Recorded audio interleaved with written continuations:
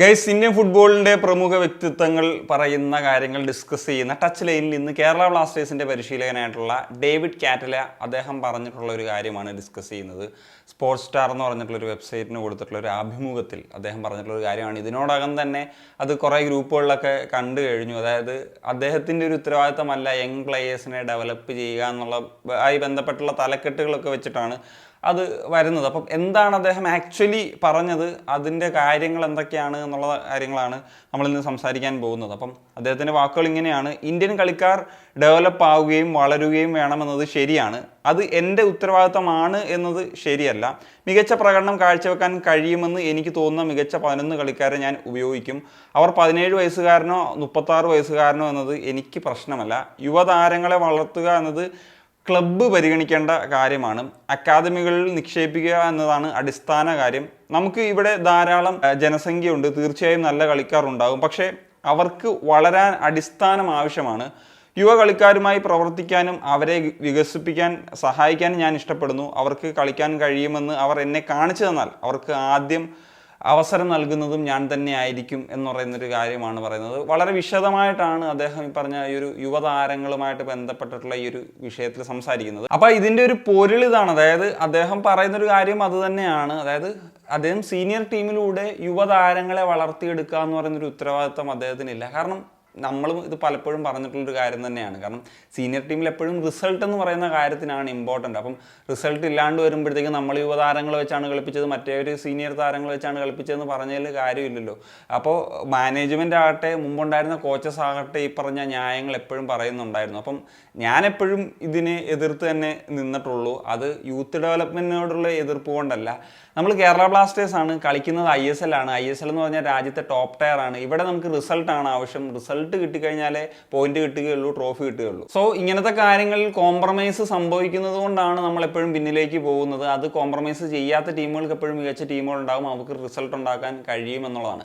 അതായത് പറഞ്ഞു വരുന്നത്, ഇപ്പം ഒരു പ്ലെയറിന് അവസരം കൊടുക്കുക എന്ന് പറയുന്ന സംഭവം ഉപേക്ഷിക്കുക എന്നുള്ള കാര്യമാണ്. അപ്പോൾ നിങ്ങൾക്ക് ചിലർക്കെങ്കിലും കൺഫ്യൂഷൻ ഉണ്ടായേക്കാം, അവസരം കൊടുക്കണ്ടേ, എപ്പോഴാണ് അവസരം കൊടുക്കേണ്ടത്, ആ പ്ലെയർ ആ പൊസിഷനിൽ കളിക്കാൻ ഡിസേർവ്ഡ് ആണ് എന്ന് പറയുന്നൊരു സാഹചര്യം വരുന്ന സമയത്താണ് ആ പ്ലെയർക്ക് അവസരം കൊടുക്കേണ്ടത്. അല്ലാണ്ട് അവസരം കൊടുത്തേക്കാം എന്ന് പറഞ്ഞിട്ട് അവസരം കൊടുക്കുന്ന ഒരു രീതിയുണ്ട്. ഇപ്പം നമ്മുടെ ക്ലബ്ബൊക്കെ തന്നെ ചെയ്യുന്ന രീതി, നമ്മൾ റിസർവിൽ നിന്ന് ഇത്ര പേരെ പ്രൊമോട്ട് ചെയ്തു എന്നുള്ളതല്ല കാര്യം, അതിലെത്ര പേര് നമുക്ക് കോൺട്രിബ്യൂട്ട് ചെയ്യാൻ പറ്റുന്ന താരങ്ങളാണ് എന്നുള്ളതാണ് കാര്യം. ഇപ്പം നമ്മുടെ ക്ലബ്ബൊക്കെ എപ്പോഴും ചെയ്യുന്ന ഒരു രീതിയായിട്ട് കാണുന്നതാണ്.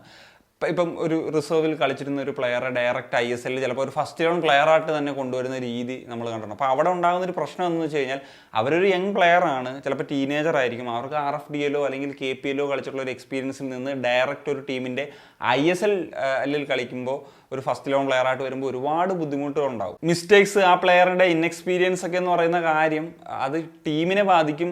ക്രൂഷ്യൽ പൊസിഷനിലാണ് കളിക്കുന്നതെങ്കിൽ അത് റിസൾട്ടിനെ വരെ ബാധിക്കും എന്നുള്ളതാണ്. അപ്പം മറ്റൊരു കാര്യം എന്തെന്ന് വെച്ച് കഴിഞ്ഞാൽ, ഇതിപ്പോൾ ഒരു പ്ലെയറിനെയും ബാധിക്കുന്ന ഒരു കാര്യമാണ്. കാരണം പെട്ടെന്ന് ആ പ്ലെയർ ഒരു സീനിയർ ടീമിലേക്ക് വരുന്നൊരു സാഹചര്യത്തിൽ ആ പ്ലെയർ പോലും ചിലപ്പം റെഡി ആകണമെന്നില്ല. അപ്പോൾ ആ സാഹചര്യത്തിൽ ഇപ്പോൾ കേരള ബ്ലാസ്റ്റേഴ്സ് പോലത്തെ ഒരു ക്ലബ്ബിലാണ് കളിക്കുന്നതെങ്കിൽ, അത്രയും ഫാൻ ബേസ് ഉള്ള ഒരു ക്ലബ്ബിലാണ് കളിക്കുന്നതെങ്കിൽ, ആ പ്ലെയറിനുണ്ടാകുന്ന ഒരു പ്രഷറും, അത് കരിയറിൻ്റെ തുടക്കത്തിൽ തന്നെ അങ്ങനത്തെ പ്രഷർ ആ താരത്തെ നെഗറ്റീവായിട്ട് ബാധിക്കും എന്നുള്ള കാര്യത്തിലും സംശയമില്ല. പിന്നെ എക്സ്ട്രാ ഓർഡിനറി ആയിട്ട് കളിച്ച് ചില പ്ലേയേഴ്സ് പെട്ടെന്ന് കയറി വരുന്ന സാഹചര്യങ്ങൾ, അതിപ്പം വേൾഡ് ഫുട്ബോളിലും ഇന്ത്യൻ ഫുട്ബോളിലും കേരള ബ്ലാസ്റ്റേഴ്സിലും ഒക്കെ സംഭവിക്കുന്നതാണ്. പക്ഷേ അത് സ്ഥിരമായിട്ട് സംഭവിക്കുന്ന ഒരു കാര്യമല്ല എന്നുള്ളതാണ്. ഇപ്പം കേരള ബ്ലാസ്റ്റേഴ്സിൻ്റെ കേസ് നോക്കിക്കഴിഞ്ഞാൽ അങ്ങനെ ഒരുപാട് പ്ലേയേഴ്സിന് അവസരം കൊടുക്കും. ചിലപ്പം 1-2 പ്ലേയേഴ്സ് ആ രീതിയിൽ ചിലപ്പം ഇത് ചെയ്യും. ചില പ്ലേയേഴ്സ് നമുക്കറിയാം അങ്ങനെ വേറെ പ്ലെയർ ഇല്ലാത്തതുകൊണ്ട് മാത്രം അവിടെ കളിച്ചു പോകുന്ന പ്ലെയർ വരെ ഉണ്ട്. അപ്പം കോറൂസിങ്ങിൻ്റെ കാര്യം എടുത്തു കഴിഞ്ഞാൽ അദ്ദേഹമാണ് വന്നൊരു എക്സ്ട്രാ ഓർഡിനറി ആയിട്ട് വന്ന് കളിച്ച് ഇത് ചെയ്തിട്ടുള്ളത്. അപ്പോൾ അതിന് റീസൺസ് ഉണ്ട്. അപ്പം കോറൂസിങ് എന്ന് പറയുന്ന പ്ലെയർ കളിച്ചിരുന്ന പൊസിഷനിൽ നമുക്ക് നല്ലൊരു റൈറ്റ് വിങ്ങറേ ഇല്ലായിരുന്നു. അപ്പം കോറൂസിങ് സീസൺ തുടങ്ങുന്ന സമയത്ത്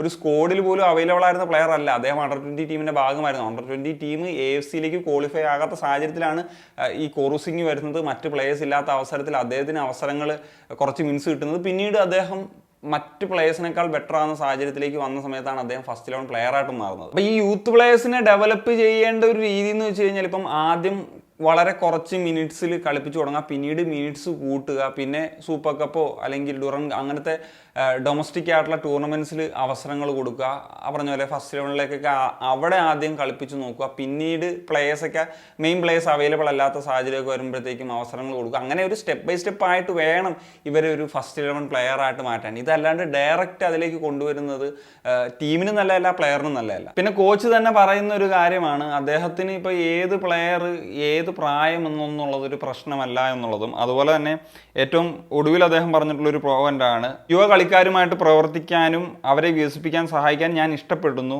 അവർക്ക് കളിക്കാൻ കഴിയുമെന്ന് അവർ എന്നെ കാണിച്ചു തന്നാൽ അവർക്ക് ആദ്യം അവസരം നൽകുന്നത് ഞാനായിരിക്കും എന്നുള്ള കാര്യമാണ്. അതായത് അദ്ദേഹം കംപ്ലീറ്റ്ലി യുവതാരങ്ങളെ കളിപ്പിക്കില്ല എന്നുള്ള കാര്യമല്ല പറയുന്നത്, ആ പ്ലെയർ പ്രൂവ് ചെയ്യണം. അവിടെ മറ്റേത് പ്ലെയറെക്കാളും അദ്ദേഹമാണ് കളിക്കേണ്ടതെന്നൊന്ന് പ്രൂവ് ചെയ്ത് കഴിഞ്ഞാൽ അദ്ദേഹം പ്രായമൊന്നും ഒരു മാറ്ററേ അല്ലാതെ അവിടെ ഒരു സ്പോട്ട് കൊടുക്കുമെന്നുള്ള കാര്യം വ്യക്തമായിട്ട് പറയുന്നുണ്ട്. പിന്നെ അദ്ദേഹം തന്നെ പറയുന്നുണ്ട് 11 പ്ലേയേഴ്സിനെയാണ് ആവശ്യം, അതിൻ്റെ പ്രായം ഇതൊന്നും ഒരു പ്രശ്നമല്ല എന്ന് ഞാൻ നേരത്തെ പറഞ്ഞതുപോലെ. അപ്പം നമ്മുടെ ടീമിൻ്റെ ഒരു പ്രശ്നം, ഇപ്പം നമ്മുടെ ഒരു കേരള ബ്ലാസ്റ്റേഴ്സിൻ്റെ ഏത് സീസൺ എടുത്തു കഴിഞ്ഞാലും ഒരു സീസൺ തുടങ്ങുമ്പോൾ പോലും ആദ്യ ലെവലിൽ തന്നെ ഒരു ബെസ്റ്റ് ഓപ്ഷൻ എന്ന നിലയിൽ പറയാൻ പറ്റുന്ന 11 പ്ലേയേഴ്സിൻ്റെ പ്രശ്നങ്ങളുണ്ടാകും. അപ്പം അതില്ലാത്ത ടീമുകളാണ് എപ്പോഴും റിസൾട്ടുകൾ ഉണ്ടാക്കുന്നതും സക്സസ് ഉണ്ടാക്കുന്നതും കൂടുതൽ പോയിന്റ്സ് നേടുന്ന സാഹചര്യത്തിലും ട്രോഫി അടിക്കുന്ന സാഹചര്യത്തിലേക്കൊക്കെ വരുന്നത്. നമ്മൾ തുടക്കത്തിൽ തന്നെ പ്രശ്നങ്ങളുമായിട്ട് വരുന്നു, സീസൺ പകുതിയാകുമ്പോൾ ഹാൻഡിക്യാപ്ഡ് ആയിട്ട് മാറുന്നു, സീസൺ അവസാനമാകുമ്പോഴത്തേക്കും മൊത്തത്തിൽ അടപടലോ ആകുന്നു എന്ന് പറയുന്ന സാഹചര്യമാണുള്ളത്. അപ്പം അതിനൊരു പുകമറ പോലെയാണ് പലപ്പോഴും യൂത്ത് ഡെവലപ്മെൻറ്റ് എന്നൊക്കെ പറയുന്ന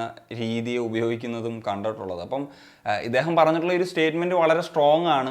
ആ ഒരു പറഞ്ഞ വാക്കുപോലെ ഒരു പ്രവർത്തിക്കാൻ അദ്ദേഹത്തിന് സാധിച്ചാൽ, ഞാൻ വീണ്ടും ആവർത്തിക്കുന്നു, അദ്ദേഹം പറഞ്ഞ വാക്കുപോലെ അദ്ദേഹത്തിന് പ്രവർത്തിക്കാൻ സാധിച്ചു കഴിഞ്ഞാൽ അത് നല്ലൊരു കാര്യമായിരിക്കും. ഇനി ഈ പറഞ്ഞത് ഇനി ക്ലബിൻ്റെ സൈഡിൽ നിന്ന് വേറെ പ്രഷറോ അല്ലെങ്കിൽ മാറ്റി പറയേണ്ട സാഹചര്യമൊക്കെ വരുമോ എന്നുള്ളതും എനിക്കറിഞ്ഞൂടാ. കാരണം അവരുടെ ഫിലോസഫി വേറെയാണല്ലോ. അതിനെപ്പറ്റി കൂടുതൽ പറയുന്നില്ല. അപ്പോൾ എന്താണ് നിങ്ങളുടെ ഒപ്പീനിയൻ ഈ വിഷയത്തിൽ? തീർച്ചയായിട്ടും കമ്പോസ് ചെയ്യാൻ